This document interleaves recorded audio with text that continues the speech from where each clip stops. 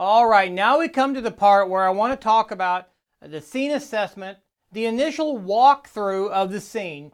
The scene has been secured, everything is eliminated from the scene, and now it's you as a detective or as the medical legal death investigator to come in and make your first initial walkthrough, your first assessment of the scene, okay? And you want to ask yourself things like, what do you see or what do you not see? Because those are very important in every scene, and if you don't look for these things, you'll miss them. So this is likely one of the most important aspects of every investigation, especially death investigation, any criminal investigation actually, but it is the step that is missed much too often by not only just the police, but also detectives, investigators, coroners, medical legal death investigators.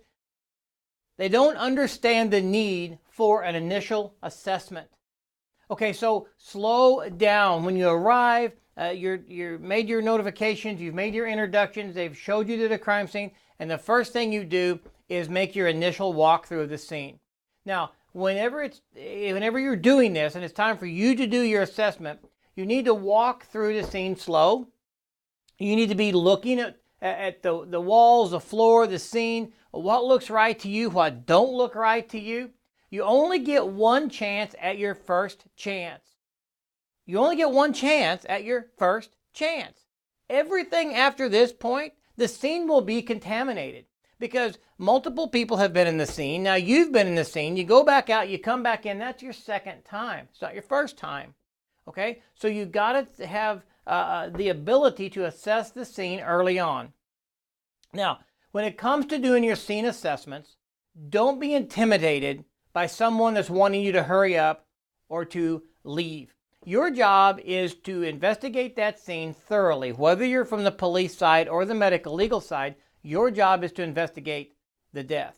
All right. In fact, if someone needs to get out of there and get to dinner, they want to go to their son's little league game, whatever the situation is, that's their problem. Your situation, your problem is to investigate the scene. So take your time and do it thoroughly. Do the initial walkthrough very slowly and methodical, because that assessment is going to lead you in your next steps. You won't ever know what steps to take next if you don't assess the scene. So what is the most apparent or the most likely cause of death? You have a decedent, they got a bullet hole in the back of the head. So your most likely cause of death would be the bullet hole to the head. But is what you're being told to match what you're seeing? So they're telling you that it was a suicide, but you're not seeing the blood spatter as it needs to be. The bullet is in the back of the head. Not impossible, but not normal. Where's the gun? It's a suicide. Where's the gun? I'm not seeing a gun.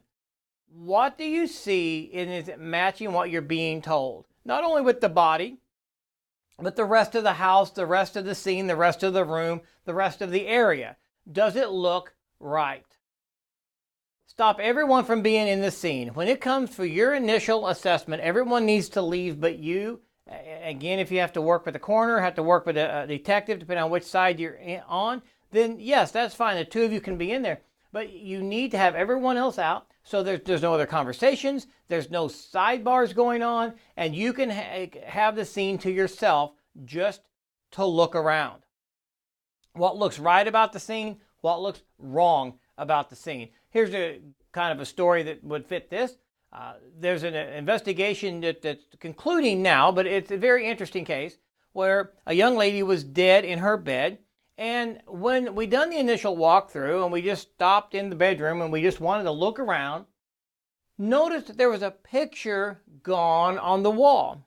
So the nail was in the wall, and you could see where there had been something there. These were smokers, and there was a lot of discoloration of the paint, but where the picture had been was more protected, so it was kind of an outline of a picture, but it wasn't there. The nail still was. Also, on the nightstand was kind of dusty, but there had been something placed on the nightstand and it had been removed because there was a circle with no dust. Thought that was kind of interesting. Ask everyone around, does anybody know what this picture was, what this could have been? Nobody did. We got a hold of family and over the next couple of days and asked them what was there. Do you have any pictures of that bedroom? Do you have any knowledge of what was there? And sure enough, that was a picture of the lady and somebody, and the item that was on the nightstand had been taken, was a gift from this particular person, and those were gone. Well, that keyed our minds into thinking this could be a suspect. Now, the case is just concluding, and I can't go much further into it than that, but just by noticing something was missing helped us guide in the right direction. Also, search with a flashlight. You'll want to do your searches with a flashlight because if you look at the scene overall, there's a lot to look at. If you will focus your attention and focus your vision on a smaller area, you'll be able to see that area better. We can miss things in a big open area, but in a small flashlight beam, we'll see things better. Plus, the oblique lighting, the angled lighting will also help to reflect things on the floor, on the body, in the area. But it also allows your mind and your eyes to search smaller areas, whether it be the wall, the bed, the floor, whatever it is. You can see things better by using a flashlight. So, above all, do not rush the scenes. There is no reason to rush a death scene. Investigators get charged up, and there's a lot of high energy causing this rushing attitude. And it's really common in all death cases, but really common in infant and child death. It's because we don't get them very often, and of course they are more impactful than other types of death. And so we want to come high energy into those and rush to get through the investigation. But we're going to miss something. These cases should take a long time. A death case should take a long time to process and to get the information because we are speaking for the victim. We're speaking for the person that is dead. We're trying to find out what happened so we can be their voice. You only get one chance at your first chance. I mentioned that already, but think about that. You only get one chance at your first chance. Once you leave, even if you secured the house, posted guards at the front and back door, left everything lit up all night long and had high security, you still come back in the next day, it can still muddy up the waters.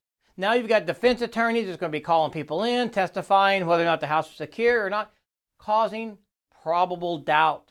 So, if it takes you 8 hours, 10 hours, 12 hours, or 24 hours, you should stay at that scene until it is processed thoroughly.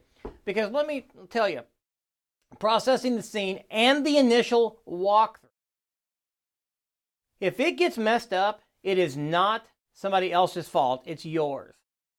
And if you had a sergeant so-and-so or you had a patrol officer pushing you because they had things to do and you did not do your initial assessment correctly, which did not set you up correctly to investigate, to bring in your equipment, to investigate the scene, collect evidence, things like that, and something gets missed or messed up, you are the one that's going to get the bad fallout on that. You're the one that will be in trouble for that, not the sergeant. You can say all day long, well, my sergeant was telling me to hurry up because he had a dinner date.